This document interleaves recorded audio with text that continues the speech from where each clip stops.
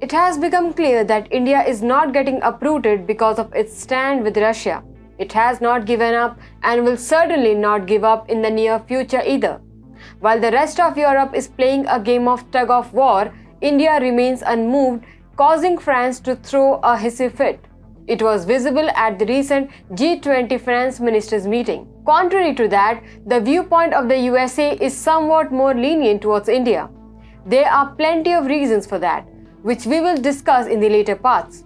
But the important aspect of US diplomacy now is to cut the band of restrictions around India so that it can take more bold decisions on international affairs, which obviously includes Russia.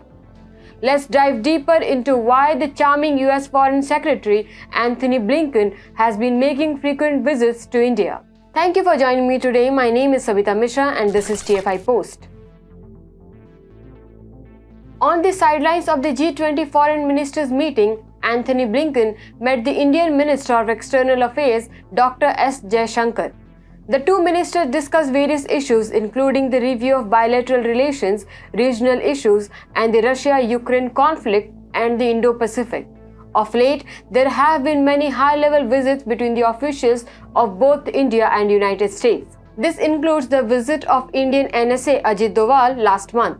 In the later part of the year, the White House is also expecting the visit of Prime Minister Narendra Modi. One thing that needs to be clarified is that although India is not a Western ally, it is not even less than that when it comes to the agreement it has. What we are saying is that India is the only country that is pursuing nuclear trade without being a member of the NSG. This is happening because of the Indo-US Civil Nuclear Deal of 2008. The US made amendments to its domestic laws for these agreements. It was this agreement that became the basis for India's other agreements with IAEA and NSG. The relations further reached down the height after Prime Minister Modi visited the US in 2015 and when US proclaimed India to be its major military partner, a status given only to US allies. In recent years, India and the US have increased their ties to another level. The signing of Logistics Exchange Memorandum of Agreement (LEMOA) in 2016 was followed by the COMCASA in 2018. The most recent agreement was the BECA Basic Exchange Cooperation Agreement in 2020. All these agreements augment India-US ties to a level where decoupling for both nations is almost impossible. The basis of these agreements is India's richness in its economy as well as its geopolitical advantages. This makes the very pointed deduction that although India is not an ally, it is very difficult for the USA to be in stiff with New Delhi. That leads us to another aspect of Blinken's trip. The visit of Antony Blinken is significant in terms of his en route visit to Central Asian countries. But before that, it is important to get a sense of the US's view on India's ties with Russia. The US has continuously worked to isolate India from Russia. To do that, it is trying to cut India loose from the dependencies of defense, trade, and oil, among others. In September last year, a US State Department official said, I'm quoting, "We have been in deep conversation with India about the fact that we want to help them have options to diversify here." If we look at India's defense import figures, it becomes crystal clear that India's imports from Russia are at an all-time low.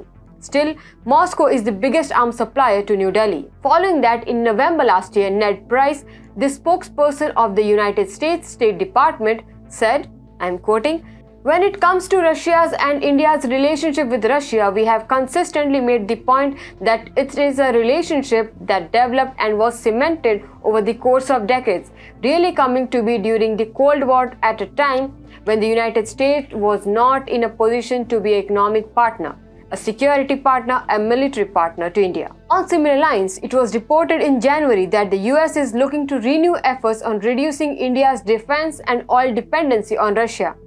This became more evident in the US's vision after India's abstention from the UNGA voting last month. Antony Blinken defended India's stand, saying that India has a long-standing relationship. I'm quoting, "There are countries that have long-standing, decades-long relationship with Russia, with the Soviet Union before, and that are challenging to break off in one fell swoop. It's not flipping a light switch, it's moving an aircraft carrier." So basically, the US has understood that it is not possible to apply the same tactics to India that they have earlier applied to other countries for negotiating their terms and conditions. Now let me talk about Blinken's visit to Central Asia. He paid a visit to Kazakhstan and Uzbekistan and met with the foreign ministers of all 5 countries in the region. Anthony Blinken announced a $25 million support package to help Central Asian nations diversify trade routes and create employment. Interestingly, all these countries have not rallied behind Russia in the ongoing conflict. The visit of Blinken in the region is a new experiment in itself, as Russia and China have a dominant influence in the region. Apart from that, Central Asia is also critical for India. And as described earlier, bolstering ties with these countries is part of US's policy to provide India another option of cooperation in the region, thereby containing Russia. This is actually a calculated move because between Russia and the USA would become the more probable partner that can speak profoundly against China. Apart from that, India is envisioning connectivity to Europe through Central Asia, for which it needs transit drives from Pakistan, and the Washington may tackle this concern in favor of India. The US approach is quite clear, but this does not mean that India views it in the same way. No doubt, India has remained neutral in the conflict, but there is not only a trade dependency factor. India has deep ties with Russia because the interests are built upon trust. That is why it becomes easy for the Indian MEA to say that Russia cooperated India when the collective West was busy supporting Pakistan. Even if for a moment we accept the US notion that India will reduce its dependency on Russia because it is not a reliable partner, then also India cannot cut loose from Russia, because the Indian leadership clearly knows that it has to diversify its sources and not just shift them.